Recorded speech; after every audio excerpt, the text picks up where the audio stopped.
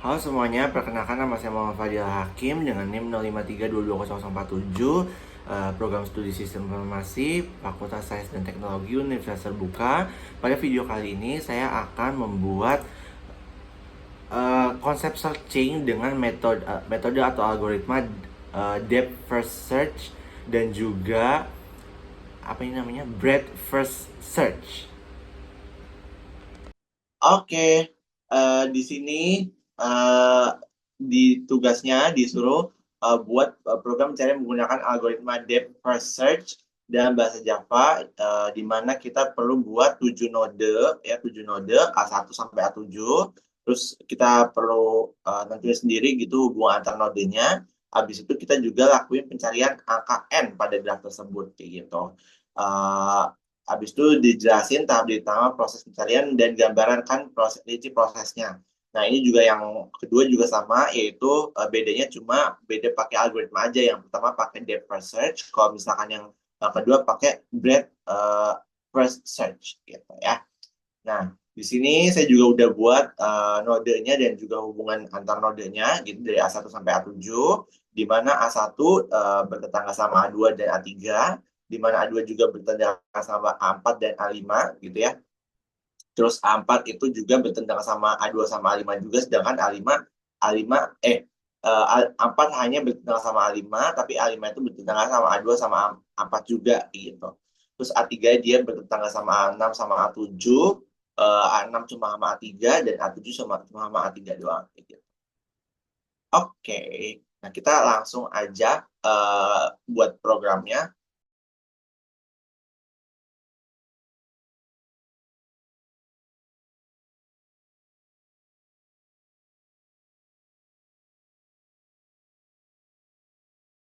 Oke, kita coba ini ya di uh, run.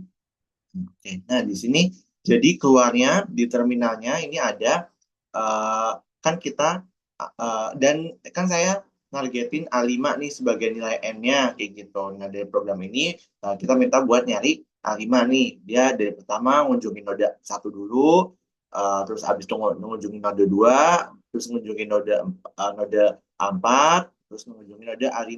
Dan baru target ditemukan kayak gitu. Masih target ditemukan.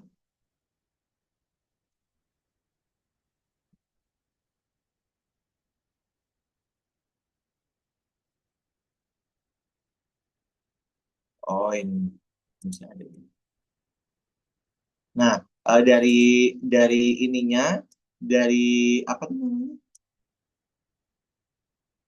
Dari tahapan-tahapannya, kalau misalkan DFS ini dia nyarinya tuh seperti ini. Jadi dari A1, dari A1, habis itu lanjut ke A2, habis itu lanjut ke A4, baru nanti lanjut ke A5 gitu. Jadi kan dari A1 sini kan tetangganya tuh A2 A3.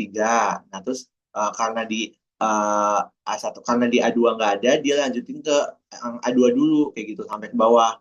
Baru lanjut di A2 kan tetangga sama A4 ya. Jadi ada A4. Nah, di A4 tetangganya ada A5 nih. Di A4 tetangganya ada A5, baru deh dia ketemu gitu. Di A2 di A2 tetangga sama A5 juga, dia makanya ketemu di situ gitu. Oke. Seperti itu untuk yang si DSF ya. Lanjut lagi kita ke breadth first apa namanya? First search.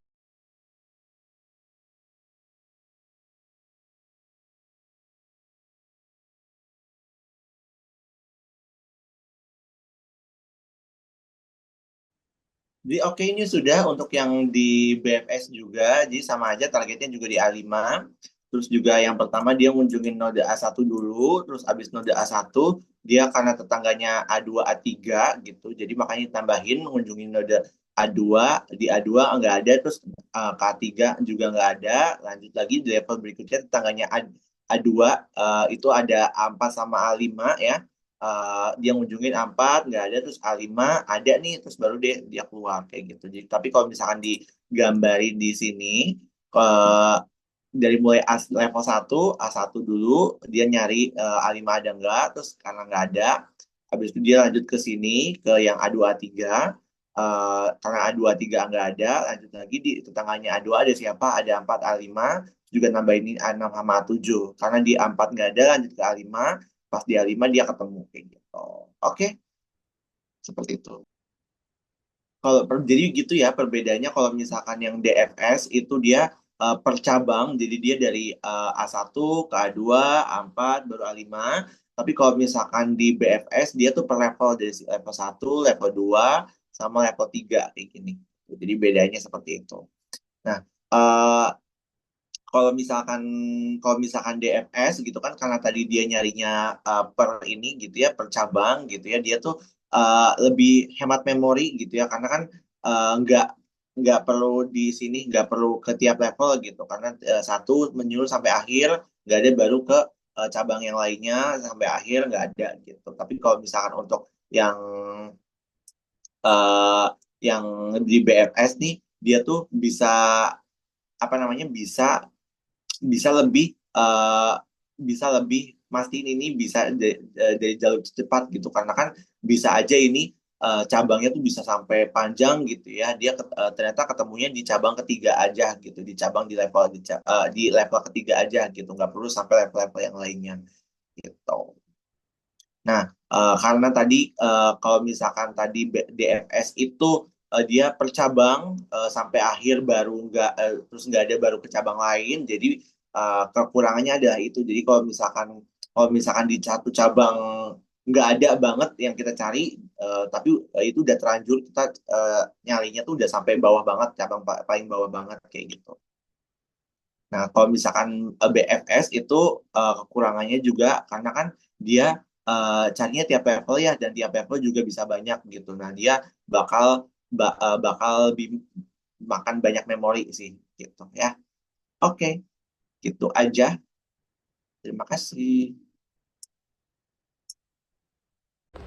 Oke, segitu saja video dari saya. Semoga dapat membantu dan juga semoga video ini dapat dinilai dengan baik. Terima kasih.